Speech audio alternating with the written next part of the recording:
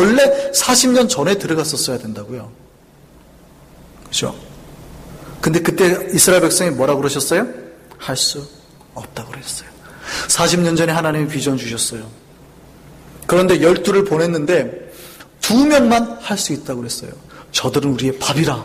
2명만 할 수 있다고 그랬어요. 10명이 뭐라고 그래요? 할 수 없다고 그랬어요. 우리가 그들 보기에는 마치 메뚜기 떼와 같아. 저들은 너무나 장대 거인이야. 할 수 없다고 그랬어요. 그러니 이 10명의 말에 이스라엘 백성 전체가 네거티브한 마음이 들깁니다. 그러니까 원망하고 하나님 앞에서 반역을 한 거예요. 비전을 하나님이 주셨는데 불가능한 생각하고 못 넘어섰어요. 만약에 그때 단 한 명이 넘어서는 그 길 가운데 따라섰다면 어떻게 됐을까요? 이미 40년 전에 그 비전을 쟁취했을 겁니다.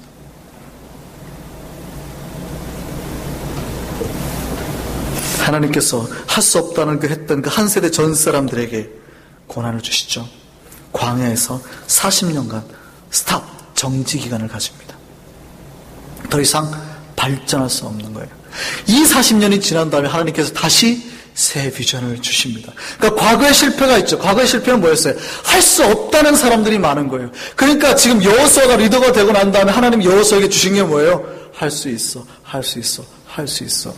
그래서 여호수아 1장에 보면 이 할 수 있다는 말로 가득 차 있는 거예요. 절대 두려워하지 마.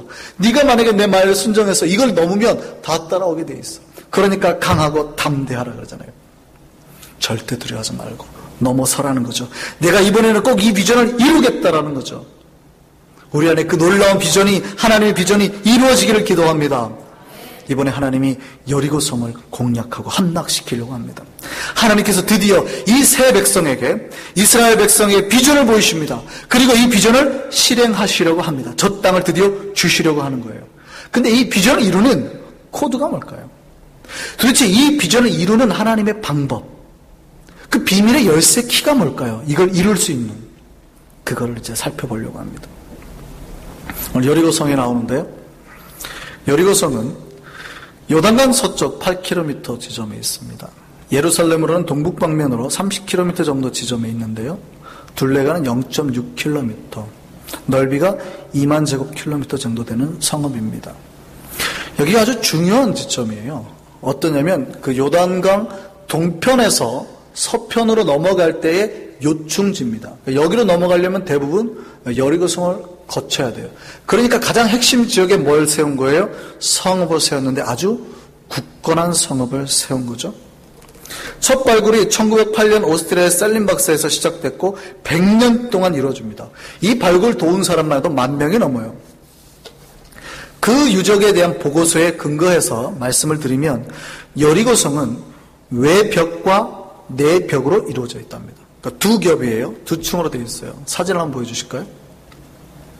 자, 지금 보시면 지금 발굴 장면의 사진인데요. 저 밑에 있는 사진을 보면 그 여리고성이 어떻게 그 두 겹으로 되어 있는지 알겠죠. 이렇게 두 방벽으로 되어 있는 게 아니라 밑에 쪽이에요. 바깥에 있는 외벽이 5m 정도입니다. 근데 두께가 2m예요. 그러니까 높이 7m의 진흙벽돌로 세워졌어요. 내벽은 다시 그 위에 14m의 흙을 쌓고 그 위에 또 저렇게 세워져 있죠. 그러니까 첫 번째 벽을 거쳐서 건너오더라도 그 위에서 공격할 수 있어요. 얼마나 그 견고한 성인지 아시겠죠. 넘어오면 위에서 공격하도록 경사가 져 있고 공격하기 쉽도록, 또 넘어오면 또 성벽이 있게 만들었어요. 아주 견고한 성이죠. 왜냐하면 요충지니까 그렇게 만들어져 있습니다. 이런 철옹성 같은 여리고성이 어떻게 무너졌을까요? 도대체 어떤 방법으로 하나님이 무너뜨렸을까요? 여호수아는 전쟁터에서 잔뼈가 굵은 사람입니다. 그러니까 저 여리고성을 넘어뜨릴 때 수많은 작전을 세웠겠죠. 수많은 참모진을 불러서 무엇을 하면 좋을까? 작전을 세웠을 겁니다. 그러니까 원래 그 이스라엘 백성이 아주 작전 없이 그냥 무식하게 공격, 돌격 앞으로 해가지고 한 게 아니에요.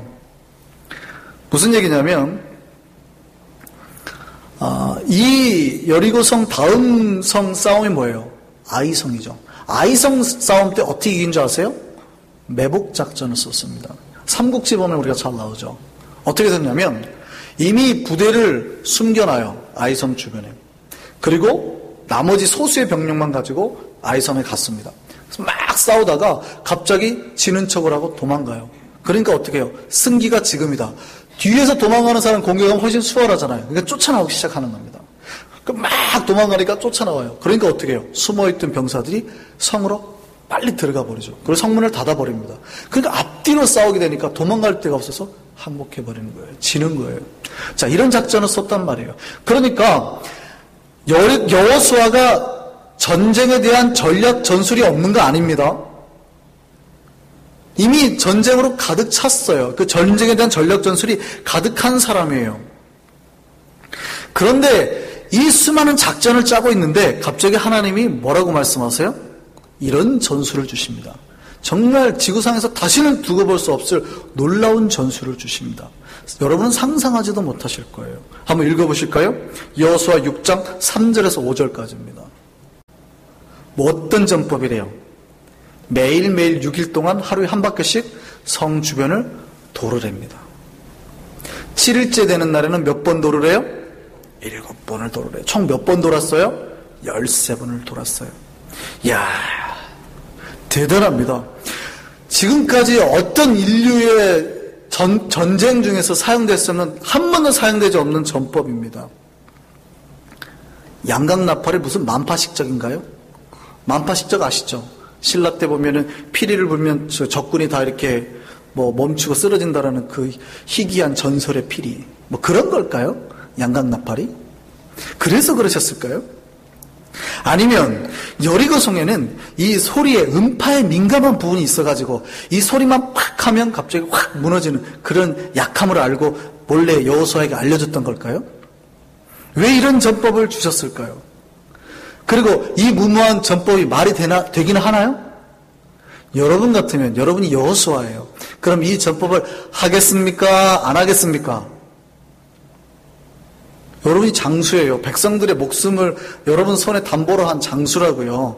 지금 이 전법이 작전이 들어왔어요. 이거 선택하실 거예요? 안 하실 거예요? 안 하겠죠. 여호수아가요, 이 무모한 작전을 합니다. 이 작전이 아침 일찍 시작되거든요. 무장한 백성들이 앞에 서고 그 뒤에 7 제사장이 양강나팔 불고 그 뒤에 여호와의 개가 따라갑니다. 이스라엘 백성이 그 뒤에 다 따라갑니다. 모든 이스라엘 백성이에요. 우리 아이들까지 다 따라가는 거예요. 매일 한 바퀴 돌았습니다. 둘째 날 또 돌았습니다. 셋째 날 돌았습니다. 넷째 날도 돌았습니다. 다섯째 날도 돌고 여섯째 날도 돌고 이스라엘 백성 전체가 돌고 다 돌아버렸습니다. 다 돌았어요. 백성 전체가 돌아버렸어요. 돌아버렸죠. 아무리 생각해도 이상한 작전이거든요. 다 도른 겁니다. 진짜 다 미친 거예요. 하나님 말씀에 다 미친 거예요. 다 돌았어요. 절묘하죠. 돌아라 그러니까 다 돌았잖아요. 마지막 7일째는 새벽부터 돌았습니다. 7번이나 돌았어요. 막 도는 거예요. 그리고 마지막 날 7번 돌고 제사장들이 나팔을 불 때 여호수아가 소리를 치죠. 뭐라고 그래요? 백성한테 소리치라. 뭐라고 소리쳤는지는 모르겠습니다. 주여라고 했는지 와라고 했는지 할렐루야라고 했는지 아멘이라고 했는지 몰라요. 소리치라는 대로 소리쳤어요. 그랬더니 어떻게 됐어요? 여리고성이 무너졌어요. 저 이렇게 견고하던 이중벽이 그냥 무너진 겁니다. 야, 참 신기하지 않나요? 여리고성이 도대체 왜 무너졌을까요? 이 문제 해법은 여호수아부터 짚고 넘어가야 됩니다. 여호수아는 처음에 말했던 것처럼 모세 뒤를 이은 후계자로 섰습니다. 이 위치가 지금 대단히 위험하고 불안한 위치예요.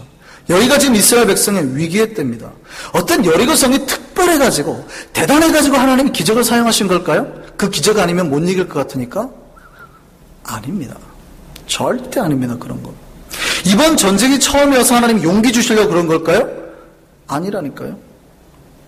이미 이스라엘 백성이 요단 동편 땅을 다 먹었습니다. 전쟁을 계속 했어요. 민수기 보면 계속 전쟁하잖아요. 그 전쟁의 선봉에 선 사람이 누구예요? 여호수아예요. 수많은 전략도 있었고요. 수많은 전쟁을 치르고 갔습니다. 지도 한번 보여주세요. 여기 요단 동편 땅은 결국 승리해가지고 루벤 자손